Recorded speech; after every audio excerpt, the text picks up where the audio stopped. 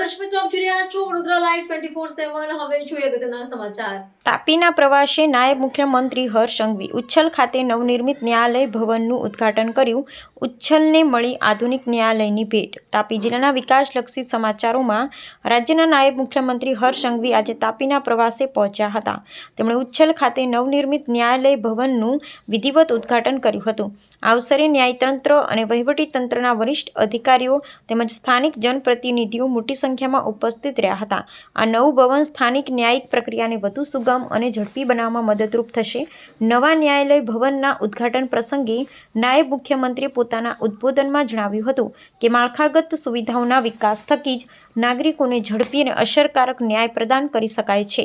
ઉચ્છલ ખાતે તૈયાર થયેલ આ આધુનિક ન્યાયાલય ભવન ન્યાયાલય મેળવવા આવતા પક્ષકારો તેમજ વકીલો માટે સકારાત્મક અને અનુકૂળ વાતાવરણ પૂરું પાડશે. આ પ્રકારના વિકાસ કાર્યો થકી રાજ્ય સરકાર અંતરિયાળ વિસ્તારોમાં પણ સુવિધા પહોંચાડવામાં પ્રતિબદ્ધ છે. આ નવનિર્મિત ભવનમાં આધુનિક બેઠક વ્યવસ્થા, કાર્યાલય સુવિધાઓ અને અન્ય આવશ્યક સવલતો ઊભી કરવામાં આવી છે. સ્થાનિક લોકો અને વકીલ મંડળ દ્વારા આ ન્યાયાલય ભવન શરૂ કરવાના નિર્ણયને આવકારવામાં આવ્યો છે, કારણ કે તેનાથી ન્યાય મેળવવા માટે તેમને લાંબા અંતરની મુસાફરીમાંથી મુક્તિ મળશે. નાયબ મુખ્યમંત્રીના આ પ્રવાસથી તાપી જિલ્લાના વિકાસલક્ષી કાર્યોને વધુ વેગ મળવાની અપેક્ષા છે.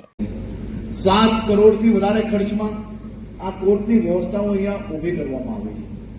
આ કોર્ટની અંદર બધી જ વ્યવસ્થાઓ જોડે જોડે આજે જ્યારે અમે લોકાર્પણ કરી રહ્યા હતા ત્યારે મેં કહ્યું, હું પ્રાર્થના કરતો હતો ભગવાનને.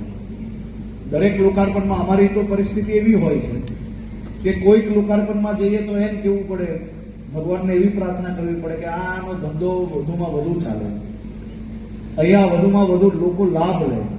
પરંતુ આ કોર્ટના લોકાર્પણ પ્રસંગે મેં મારા મનની અંદર ભગવાનને પ્રાર્થના કરી, મારા 2 વિભાગ માટે આમાં કે ભગવાન એવા આશીર્વાદ આપજો કે કાનૂની વ્યવસ્થા વિસ્તારની અંદર એવી મજબૂત બની રહે કે ઓછામાં ઓછા લોકોએ કોર્ટ સુધી આવવું પડે.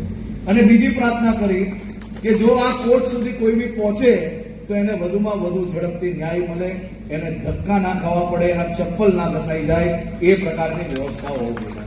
અને એ વ્યવસ્થામાં માત્ર ન્યાયતંત્ર એટલું જ નથી.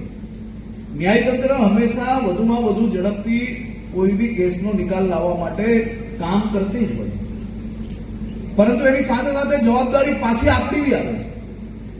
પોલીસ હોય, સરકારી તંત્ર હોય, કેસ મજબૂત બનાવવામાં આવે, વધુમાં વધુ ગુનેગારોના સામે સાક્ષીઓ મજબૂત હોય, ગુનેગારોની સામે જે પ્રૂફ છે એ બી મજબૂત હોય, જેથી કોર્ટો વધુમાં વધુ ઝડપથી ચાલી શકે. અને બીજી જવાબદારી છે સરકારી વકીલોની, અને એ જવાબદારી છે કે આપણે કેસોની અંદર વધુમાં વધુ ઝડપથી નિર્ણય આવે તે માટે કયા પ્રકારે જે પીડિત પરિવારો છે એને મદદ કરી શકીએ, એ સંપૂર્ણ જવાબદારી એ સરકારી વકીલોની છે. અને સરકારી વકીલે માત્ર કેસને કેસની તરીકે ના લે.